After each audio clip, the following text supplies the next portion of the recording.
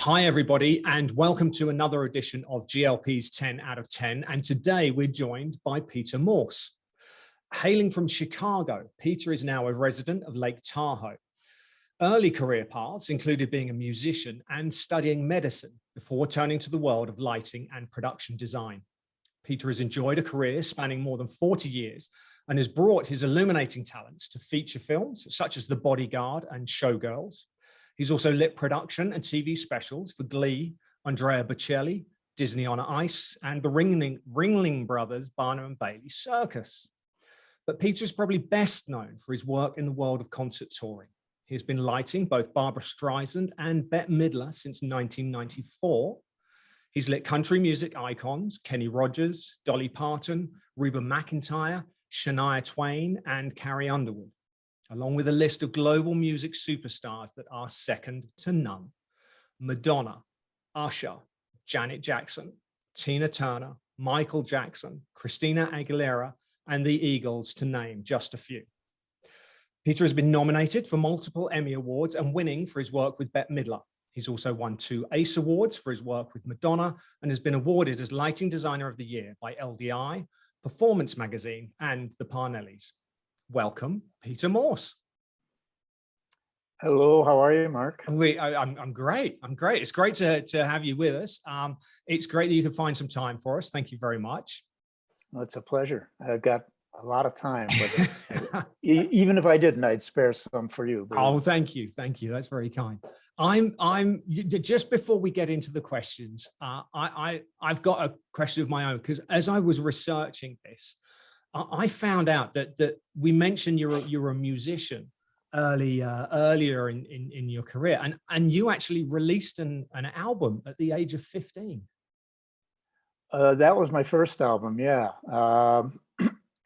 I had to say that because for someone who's only released 2, I got to make sure they're both accounted for. Right. But yeah, the first one, I was a folk singer, you know, back in that era. That was the going thing in folk music. And I was 15, and I was working down at the Gate of Horn, which was a great folk club down on Rush Street in Chicago. Not working there. What's the matter with me? I went down on open mic night, and it was fun because the main attraction that night was Peter, Paul, and Mary, which of course drew a huge crowd. And then they had the mic open for, you know, some of us who had signed up. And I got up and sang. And fortunately, there was a fellow out in the audience named Chad Mitchell, who was famous at the time for a group called the Chad Mitchell Trio. Mm-hmm. And he called his manager, and his manager called my dad. And next thing I know, I got signed to Phillips Records and flown out to New York and met with the producer, Milt Oken, who's famous for starting the careers of John Denver, Peter, Paul, and Mary, and others. Right. And I had the great fortune of being able to record an album with them, which was technically, musically, not one of my proudest achievements, but you know, it was a great achievement for me. I felt really proud of it at the time. Yeah. You know? And I, in the process, not to spend too much time on this, but interestingly, in the process, he took me into the Village to meet a couple of his songwriters that he was using for some of his material. One was a guy named Tom Paxton, who's famous for many old folk tunes. Another was this street singer, fairly unknown at the time, named Bob Dylan, who gave me about 3 or 4 acetates, which are old wax discs, which were used for demos. And these would deteriorate after about 5 plays, you know. And there were several tunes on them. One was Blown in the Wind. Oh my God, I forget the other 2. But at any rate, as a result, we went in the studio and it was all cut live with the band and everything. There was no overdubbing or anything of that sort. And I cut Blowing in the Wind. But here I am, a guy, you know, 15 years old. I'd had some voice training, legitimate voice training, and back at high school. And you plug that into a folk song, and it didn't come out too realistic, especially when I wasn't sure, should I sing like Bob Dylan or should I sing this theatrically? Or anyhow, I recorded Blowing in the Wind, and let's just say it didn't get past the cutoff. In fact, Milt took it and gave it to his other artist, Peter, Paul, and Mary, and of course, the rest is history. Right. That's Isn't absolutely that incredible. weird? What a brilliant Isn't that story. weird? Wow. Yeah, I wish I had a demo for that, but you know, that's going pretty far back. Yeah, got left on the cutting room floor kind of thing. Yeah. Wow. Yeah. Then in the oh my God, what was I? Late 70s, I cut an album with Al Cooper. And he produced it. And I was I'm a lot more proud of that album. And again, it was kind of the transition out of folk rock into rock gospel and, you know, soft rock. Right. As things were changing, as the industry was starting to develop, I guess, and find its. And I was in the midst of my early lighting career, so it was kind of a balancing thing. Right. But one took over, obviously. So. Yes, obviously, yeah. At some point, you had to make a choice. But, wow. No, I didn't have to make the choice. It was made for me. Okay. Well, let's there we go. That's the perfect introduction to the first question then. So our first question is, what was your first show as a designer? So I guess we'll go straight into that. My very first opportunity as a designer was with a country artist, great songwriter and singer, known to many, but not enough people, Mac Davis, who unfortunately just passed away recently. Right. And I was working out of an agency in Minneapolis that booked college concerts, small colleges around the country, for various artists who were either up and coming or had their heyday and were still trying to find work. And Mac was one of those up and coming artists. He'd written several hits for Elvis, In the Ghetto, etc., Don't Cry Daddy. And he'd been on Johnny Carson a few times. So he was getting some attention. So they signed him up, as they did other artists, and gave him a flat fee per week, and then took him out to the various college dates where a representative from their agency, which in this case was me, would go with them and collect the check from the agency. Collect the check from the college, and then of course give him his flat fee. Right. And I was the filter. And in getting to know Mac, you know, I'd mentioned I'd been singing and all that, and you know, we traded songs around and all that. And we got to be good friends. Anyhow, his popularity was growing, and he called me up one day and he said, "Well, I need your help." I said, "What's that?" He said, "Well, I want you to become my tour manager since I'm starting to do some dates other than the college dates. Would you sign on for the summer?" I said, "Yeah, I'd be happy to. Sure, that's easy." Right. You know, book a hotel, you and me, and it was Mac and me in a station wagon with a guitar and 2 suitcases. You know, perfect. And a couple months went by. He did a couple more TV shows, and he said, "It's time for me to get some lighting. Can you find me a lighting guy? I'll give him $500 a week." I said, "Well, I do lights." And he said, "You do?" I said, "Yeah." He said, "Why didn't you tell me?" I said, "You never asked." Right. He said, "Okay, well, I'll give you an extra $50 a week." I said, "Well, wait a minute." Anyhow, we negotiated our way around that. And I started going to these venues with him still as a solo artist. Right. And I had no idea what the hell I was doing. But I would go in and talk to the house guy, whoever was in the small theater, and again, usually small colleges. I'd say, "Let me see what you got up there." And he'd turn on a fixture. I say, "What is that? I can't see from here." He said, "Oh, that's a Altman 6x12 or whatever." Right. All the old conventional fixtures. I said, "Oh, point that over here, point that over there." And again, I'm dealing with a solo artist who sat on a stool, so there wasn't much for me to do. But that's how I got started. And eventually Mac added a band, and the first big design jump I made was adding 4 Genie towers with part cans in them, 4 corner washes, back washes. Right. And I learned to call spots and it was basically trial by fire. And it eventually grew. Obviously, his popularity grew. He got his own TV special, his own variety TV show, a weekly variety show on NBC. So as that grew, so did his popularity, and eventually he was a headliner in Vegas. Well, now wait a minute, guys. You know, I mean, then they said, "Peter, we know you're doing the lighting for him and his band, but this is different. This is a 40-piece orchestra, dancers, singers. We're going to bring in Bob Kiernan, who at the time was Frank Sinatra's designer, and he'll design the show and put it in, but you'll call the cues since you know the music." I said, "Okay." Bob Kiernan came in and did the initial plot, which to me was massive. A couple hundred fixtures in-house, hanging front of house, overhead. Again, all old analog conventional fixtures. Right. And he and his assistant came in for a couple of days and pre-hung the show. And turns out that Sinatra's opening night was the one night before Mac's opening night. And his opening night did not go well. Sinatra's did. Oh. And Sinatra told Bob, you're staying on board here and fixing this all night. So all of a sudden, on the night that it was time to turn the show around and focus Mac's lights and program a show, there was no Bob Kiernan. It was all just me. Ooh. It was like 300 fixtures, and so, I got through it somehow, and we opened the show, and they came to me and they said, all right, take a few days to clean it up, and you're now his lighting designer, Wow. So basically that's how it started. I have to admit, I trial by fire all the way down the line. And just fortunately, shortly thereafter, Mac got a new opening act on his tour, another country artist named Dolly. And she asked me to oversee what she was doing. And I started lighting Dolly, and that started that relationship for a number of years, where I was lighting her and staging her, and had a grand old time.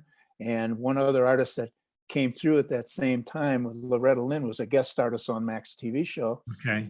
And again, I kind of pulled one off. Her manager, David Skepner, came to me one day and he said, I love what you're doing on his TV show. I didn't do any lighting on the TV show.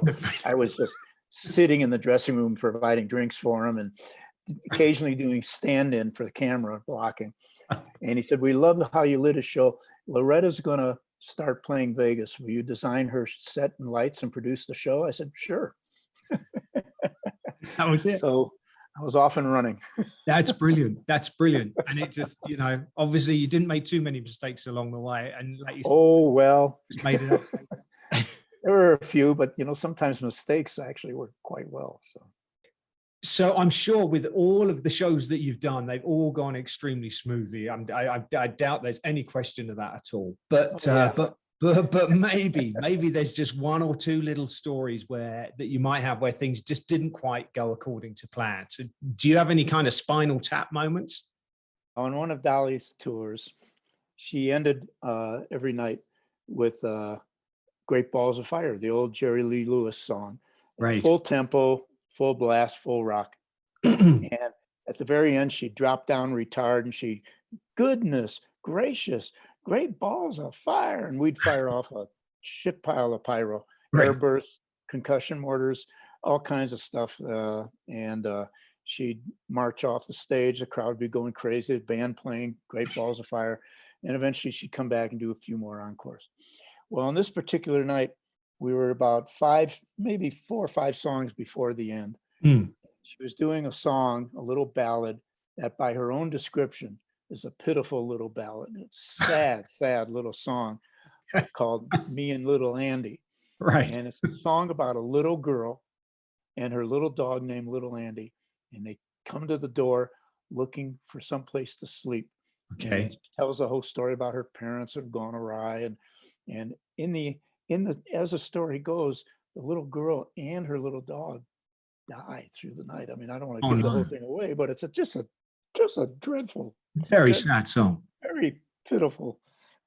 Anyhow, and she describes it that way. She says, "It's a pitiful little song, but I just love this song." And she starts singing, and it's just going on, her and her guitar, maybe one other guitar player playing acoustic behind her. Meanwhile, my pyrotech backstage is doing his normal test of circuits, and he's getting ready to turn on all his, whatever he did to test his various circuits, even though he was several songs away from needing them. But he didn't realize that power was already being run to the circuits. And right in the middle of the damn thing, the whole damn thing went off. Right in the middle of this tiny little ballad with Dolly's little voice. And ain't you got a place for me and my little dog Andy? And boom, boom, boom, boom, boom, boom. And Dolly instantly said, "Oh my God, they blew up my dog." That was all she could think to say. I don't remember how Brilliant. she followed it, but it was a moment that stays in my mind. Going with the moment. That's fantastic. Yeah, she went with it, and she was as forgiving as she could ever be. You know, she's wonderful about that. Right. And, you know, I can imagine there was a call back to the dressing room though. well, no, she said to me, she said, "Oh God, I could be taking this out of quotes a little bit, but it was something like, just remember my big smile and my big you know what only get me so far." Right. What a brilliant attitude. No, she's wonderful. Yeah, wonderful. That's awesome. Oh, great story. And one other one, if I Mm. can bring it up, Madonna, who through all the tours I did with her had a very discerning eye for everything, not only every note in the script, but every little part of a set drawing, renders that were given to her in preparation for the production. Mm. And in the early tours, Who's That Girl, Blonde Ambition, Girly Show, it was all John McGraw doing the set designs. And his drawings were absolutely meticulous. Every nut and bolt was shown. He had blow ups, he had all sorts of things. And Right. a lot of this was hand drawn. This was before computer, you know, Mm. back in the early 80s, mid 80s. At any rate, so she was always very picky about it. Well, on the Drowned World tour in 2000 or 2001, Bruce Rogers was now the set designer. And at our final pre-production meeting, he brought out a scale model done in foam core, white tag board and foam core board with her model. And she was blown away by this. So she spent, an hour or two just going over it and saying, can we change this to that and this to that? And that. Fine. And then he brings out his paint samples, and they were all on little pieces of tag board, rust or red or green or different colors. He's saying, how do you want the set treated? And they all agree that it should have a rustic look. Right. Okay, so the day comes when we're all set up. It was at the Forum, and we have full tech setup. Set was in. We'd been programming a week and programming lighting, and she walks in for the first time, and there's a set in full view, all beautiful, rusty looking, just great, you know. Right. And she looks up and says, "Bruce," he says, "Yeah." She says, "Where's my fucking white set?" And I'll never forget Bruce's look on his face. He went ghostly pale, like, wait a minute, don't you remember? Don't you remember the paint chips? Right. Yeah. That was a small part of the discussion. And for some reason, totally out of character for her, she'd kind of forgotten about that, you know. Right. Right. Yeah. I bet that was. Fortunately, that was not in front of an audience. So. Right. Brilliant. Both classic stories. Fantastic. Yeah, fun moments. There you go. Absolutely brilliant. We mentioned, of course, your career so far is spanned more than 40 years. What would you say is the best piece of advice that anyone's ever given you, either professionally or otherwise? Well, maybe rather than the best, how about the most memorable? Okay. We were at the Dominion Theatre in London, preparing for a live TV shoot with Dolly in concert. Okay. I think we had a small orchestra too, if I remember right. But at any rate, I was privileged to have John Rook beside me. John Rook is the dean of early television lighting.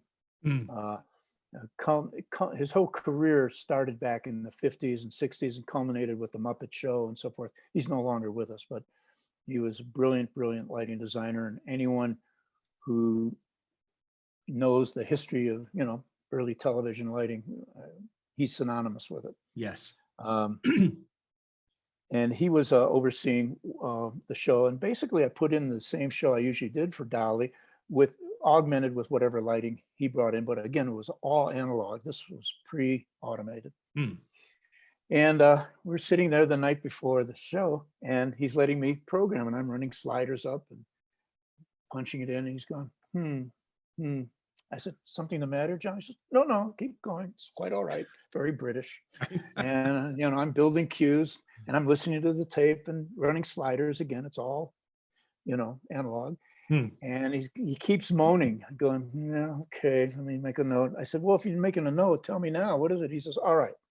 He said, take a look at the look you have up there right now. I said, right. He said, squint. I said, squint. He said, yeah, squint. I squinted. He said, what do you see? I said, well, nothing. He said, well, there you are then. Right. There you go. That's basically I was grossly underlighting this damn show. right. Wow. At least in his eyes. So that for some reason that always stuck with me. Right. And the other odd comment I had, which goes in line with my experience at the time, I'm backing up again to Mac Davis, but chronologically I'm backing up a bit. We were playing Harrah's Tahoe right up here in Tahoe with his show that we had created first in Vegas. Right. And there was an old crotchety guy, the stage manager at Harrah's, named Jacques Vogt. And he was a interesting old guy, but he really knew his stuff. And we were loading out after our first run. And he comes up to me, he puts his arm on my shoulder, and he says, you know what I like about you, kid? I said, what's that? He said, you don't know shit. So you're not afraid to try anything. Right. He said, do yourself a favor and always listen to anyone around you, even if you think they're idiots. He says, because you never know where the next piece of next good idea will come from. Right. Right. Wow. In the end, that was probably a piece of advice. Yeah. It's very true. It's very true. Sounds like a great character. Yeah. Interesting guy. I bet when he says things like that. What would you say professionally is your proudest achievement so far? Fortunately, I've been blessed with a few moments that I felt particularly proud. One that comes to mind immediately is We Are the World. Right. I was working, actually we were doing a concert that night we did the shoot with Lionel. And I didn't have much to do with lighting it. I mean, I did have something to do with it. There was a DP on board and all that, but I worked on it and helped develop some of the levels. What was most interesting was the fact that I had quite a few clients, either present clients at the time or soon to be clients on that shoot. Of course, there was Lionel and Michael Jackson, Bette Midler, Kim Carnes, Pointer Sisters, Kenny Rogers, who I'd sung with for a number of years, and the Christie Minstrels. And Sheila E. So I was surrounded by people that I knew and worked with, but also eventually people that I would be working with in the future. So, and that was a wonderful, powerful evening, with what went on in creating that great video. One other moment that really sticks out to me, when I started working with Streisand, with Barbra, the rumor mill was, hey, she's really tough, good luck, keep your wits about you and so forth. Right. And, we had our moments, no question, but I mean, nothing terrible, just that she knows what she wants and she's used to getting it and she has a right to expect that. And I have nothing but admiration for this person, as most people do. But during rehearsals, it started with her. I'll sidetrack for a bit here. Our first meeting was wonderful. She hired me. In fact, her first question to me was, do you know who John Rook is? Okay. And I said, oh yeah, I worship the man. She says, you're hired. Because she loved John Rook, but she hadn't found anybody who really knew who he was. Okay. But at any rate, we were on a sound stage at Sony pre-programming her show, her concert. It was, her 93 tour. In concert. I forget what the title of the tour was, but it was a full orchestra, Marvin Hamlish directing, and the set was all white couches, white. It was 3 scenes, 3 different rooms with a wall behind them, with a bay window, and the orchestra was behind that, but everything was white. Okay. Anyhow, so I had a big rig up there, and we had a lighting tower set up at one end of the sound stage, and course, the stage and everything was set up at the other end. And we've been programming for about a week. And I think I had 2 or 3 programmers, because we had Verilight, we had a Verilight console, we had a conventional console, etc. Warren Flynn, I believe, and Benny Kirkham. Right. Anyhow, she comes walking in as we had expected her. And she said, "Come on, Peter, let's sit at the edge of the stage and show me some stuff." So we have 2 chairs and we're sitting there, and I'm on radio to the guys in the tower. I said, "Run this up, run that up, run that up." She said, "Okay, stop." She said, "Just show me white. Take all the color out of all your cues. Just show me a cue and take all the color out." Okay. I said, "Take all the color out, guys." So they took the color out. And of course, most of the 5,600 degree fixtures went to, daylight blue. And she said, in her discerning eye, she said, "Well, that looks blue. Why is it blue?" I said, "Oh, okay, I can fix it. Hey guys, put in some correction, She said, "Well, now that's looking yellow." I'm going, "Oh crap." I can't give this woman I can't give her no color, And we're going back and forth, and she's being very nice, but she's saying, "I don't understand why you can't give me this or you can't give me that." I said, "Oh, hang on, and we're playing with it." And Marty, her manager, came up and said, "Would anybody here like something to? How are you guys doing?" Right. And I said, "We're doing fine. We're bonding." And she just got the biggest kick out of that. She laughed, because apparently I wasn't folding up, I wasn't cringing. And I said, "We're bonding, and we're getting to know each other." And she just laughed. So she turned to me, she said, "Would you like a corned beef sandwich?" I said, "Yeah, I'd love one." So it started. But at the end of all of that, after several days of sitting there and programming, the one thing she was just not happy with was the lighting for the opening overture, the orchestral overture. She just didn't like the coloring. She didn't like anything about it. And we loaded up and flew to London, where we were premiering the tour. And we're actually at Wembley Arena rehearsing. And I just finished reprogramming that whole damn overture. And they got on the radio with her. She's in the dressing room. And this is one of my proud moments. They said, "Barbra, Peter's relit the overture. Would you like to come out and see it before we proceed?" She said, "No, I trust him." And wow, that stuck with me. That's fantastic. Fortunately, that hopefully it still is the condition we coexist under, but so far it's been pretty good. Well, that's fantastic. And obviously that's one of the relationships that you've had, since then, right? Yeah, that's phenomenal to work with an artist for that amount of time. That really is. It's brilliant. Brilliant. Wow. Corned beef sandwich. Got to remember the corned beef sandwich. That's fantastic. So obviously, as we mentioned earlier, there's been not so much traveling and not so many shows happening at the moment with all of our lockdowns and everything. But normally, when life is back to normal, when you're not out traveling, what do you normally do in your downtime? Well, I play the guitar, I still play around with that a little bit, but those who know me know that I have a couple toys that are all consuming, not just time wise, but financially. One's a 1940 Garwood speedboat, which is a, all mahogany boat that was built 81 years ago, that we keep up here at the lake. And coincidentally, and totally coincidentally, but I also have a 1940 Ford Woody wagon. Right. And those 2 pieces of art have kept me occupied. A lot of work has gone into them, a lot of restoration, and a lot of enjoyment. And people ask me, "Oh, you restored the boat?" I said, "Yeah, we restored the boat. When I got the boat back in 1985, hadn't been in the water in 20 years, And they said, "What was the hardest part?" I said, "Writing the checks." Right. Because I did a little bit of the work, but come on, that's a whole other area of expertise. Right. To make it look, so that's time consuming, just sitting with the guys and trying to chisel out a deal. Right.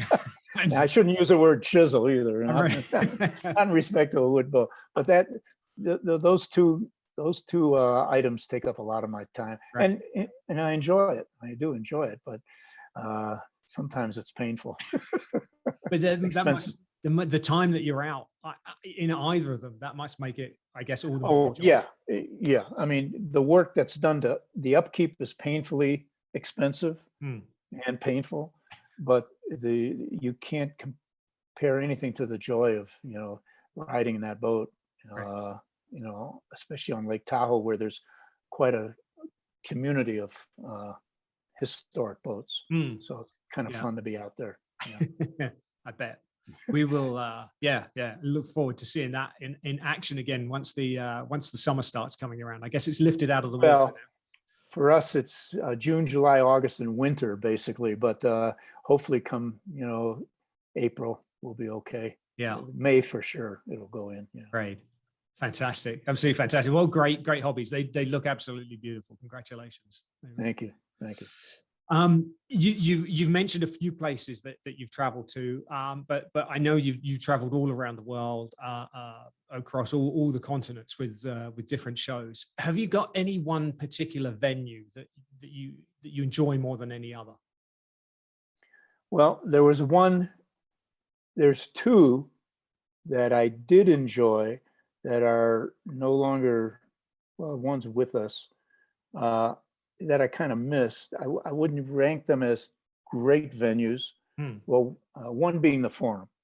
Okay. Even rehearsing in the Forum, which I've done on a lot of tours, we just go in and use it for rehearsals. Yeah. There's so much history in that room.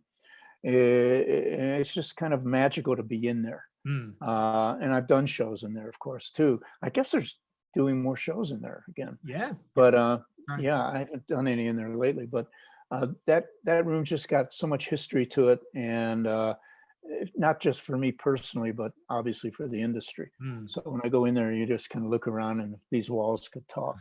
Another one that I missed very much was the old Universal Amphitheater, the outdoor amphitheater at Universal Studios up in the Hollywood Hills, Right. which no longer exists. But I kind of miss those days too. And it was a whole other element working against that solid wall and no roof. And it's one of the early sheds, so to Right. speak. And I miss that. My favorite venue currently is one I had the privilege of working in a couple of years ago. And I won't say this properly, so my apologies now to anyone who speaks even decent German. It's the I'm not going to try and say it in German. Friedrichstraat Palast, the Friedrichstraat Palace. Okay. It's I worked at it for 2.5 years. 2 years ago, we put in a show. They put in a resident show every couple of years. The show I worked on there was The One. The interesting thing about this theater, the original version of this theater was built in the early 1900s. It was reconstructed completely by the GDR behind what was then the wall of East Germany, East Berlin. The room is just remarkable. The stage itself is, I think, 150 feet deep from apron edge to the back wall and 200 feet wide. Maybe not quite that wide.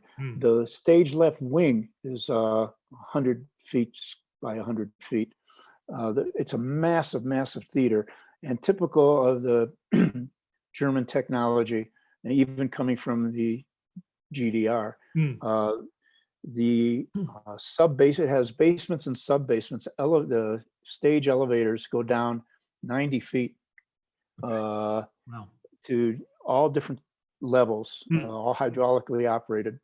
And they're capable. And when I first went to see the show that preceded the one I worked on, they had a water tank that came up out of the basement that was roughly 6 feet high, all glass or plexi, and probably about 60 feet square, and people swimming in it.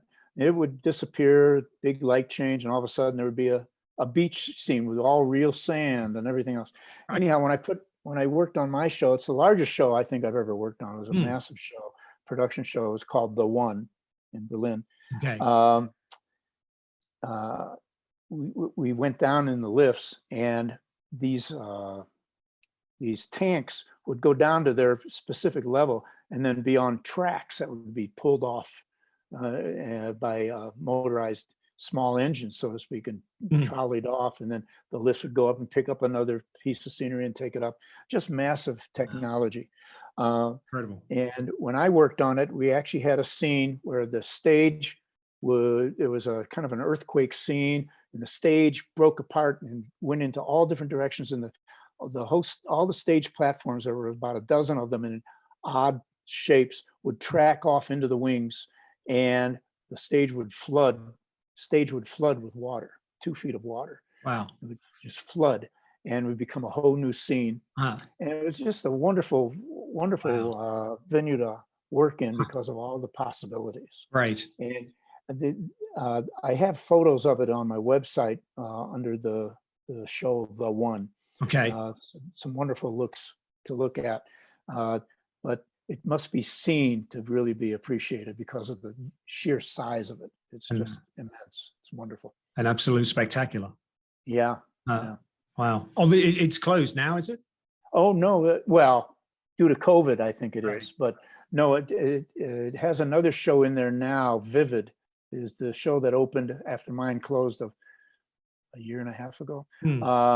And I believe they're probably temporarily closed due to COVID. They may have opened again. I don't know. They may have reopened. Yeah. And each show, again, is in there for at least a 2-year run. Ours was a 2-year run. Yeah. Wow. worth going to check it out if anyone's ever close to Berlin. It's worth seeing. Free to straw. Go to my website. It's spelled out with the address. Right. And it's just a beautiful venue. It's worth seeing. Yeah. Wow. Fantastic. A cast of hundreds too. A full orchestra, 150-piece orchestra, which, by the way, is housed behind the upstage wall, which is 100+ feet upstage of the apron edge. Crazy. Wow. Crazy. Just a completely different scale. That's nuts. Totally. If you know, we've spoken about different quarantine and lockdowns and everything like that. If you had to pick one musical artist or one musical album that you would want to keep with you throughout, an extended lockdown, who would that be? God, only one. Only one. Well, you can get to pick one artist if you want, their whole catalog. Well, first of all, Bee Gees. Okay. Right. I was a lifelong fan of theirs, first as a performer myself, but then, of course, as someone who observed the technology and just loved their music. I've always loved their music. Yes. And eventually honored to have designed their lighting on their final world tour and their final TV special, both called One Night Only. But I got to tour with them on their final world tour, which unfortunately came to an end with the death of Morris. But what was astounding was, again, I'm sidetracking, I apologize, but wherever we played in the world, we played a lot of all stadiums sold out. And in several areas, I would say the predominant language was far from English, anything but. And yet you heard resounding lyrics being sung totally in English by the crowd. Everybody knew their songs. 20 years passed, And so not just musically, but from sensory memory with working with them, any of their albums just are wonderful for me. I enjoy their music a great deal, and I think it's really timeless. Yes. Yeah. Classic songs. Oh, and there are others, Alison Krauss. I love listening to her music, and Union Station, Paul Butterfield.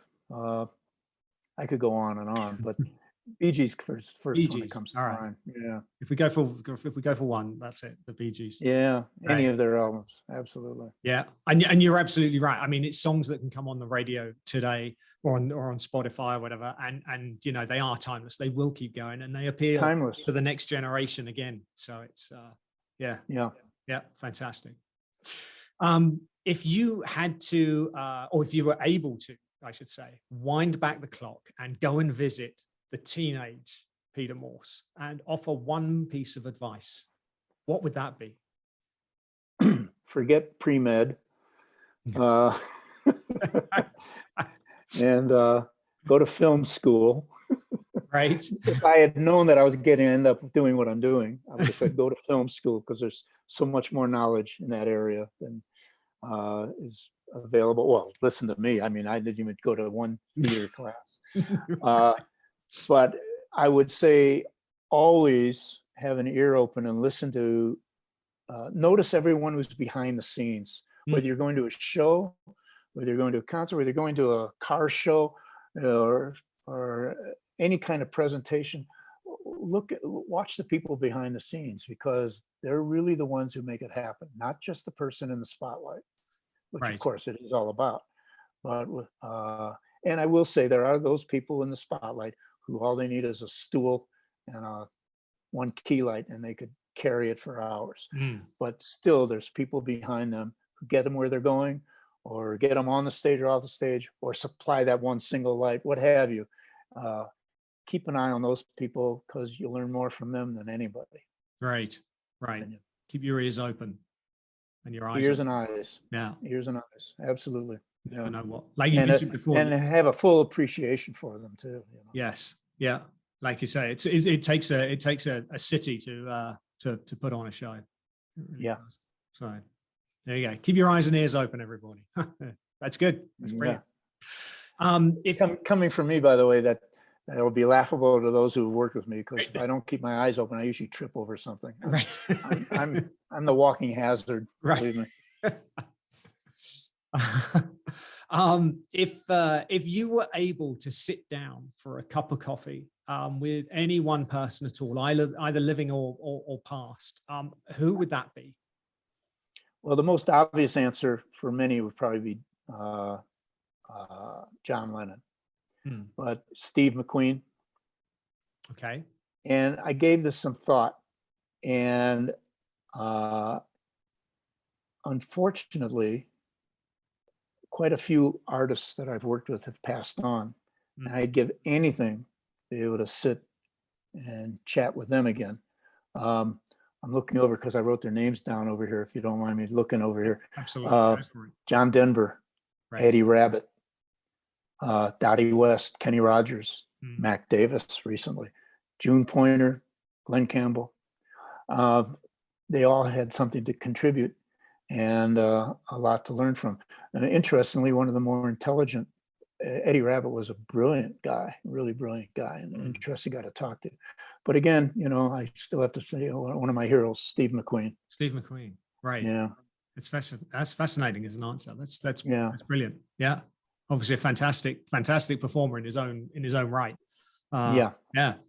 Okay, Steve McQueen, it is fantastic. It was just the aura, you know. Yeah. I'm a film fan. So. Yeah, I mean, I'm sure he's got plenty of stories to tell from his experiences. Can you imagine? Oh, brother. Yeah. Ali McGraw, a quick side story to that. As you know, was he married to Ali McGraw? I believe he was for a number of years. And it was, back a number of years ago, it was a Madonna tour. And Ali came on the arm of a friend of mine to see the show. And he introduced her to me. And I've always held her in awe too because of Steve McQueen, but I always thought she was really beautiful and cool, you know. And here I'm meeting Ali McGraw, and I was starstruck, totally starstruck. Right. Also because she just looked me in the eye, and we're talking, and she was totally focused, you know, just talking whatever small talk we were talking about. And she was just so cool. And she said something so hysterically funny that I laughed and blew a woogie out my nose. Right. That I couldn't get rid of. And it was like, oh, I'm sorry. So that was one of the more embarrassing moments of my life, but right in front of Ali McGraw, who I always at the worst admired. possible time. And Steve McQueen's wife, Mommy, come on, man. And I blew it. I bet she probably told that story when she got home that night. She laughed. never I mean, guess thank what God. She thought it was the funniest thing. Fantastic. Oh, God. Brilliant. That's amazing that after working with obviously so many top performers and everything like that, you can still get starstruck. That's fantastic. Yeah. Oh, yeah. Yeah. Oh, yeah. Brilliant. Absolutely. All the time. Yeah. We've made it to our final question already. And the final question is, when we're done with the interview, your phone's going to ring and it's going to be Team USA calling you up to compete for the Olympics. Now, it could be for either the Summer Games or the Winter Games. But the question is, what's the sport they're going to call you up for? What's the one thing you've always wanted to have a go at?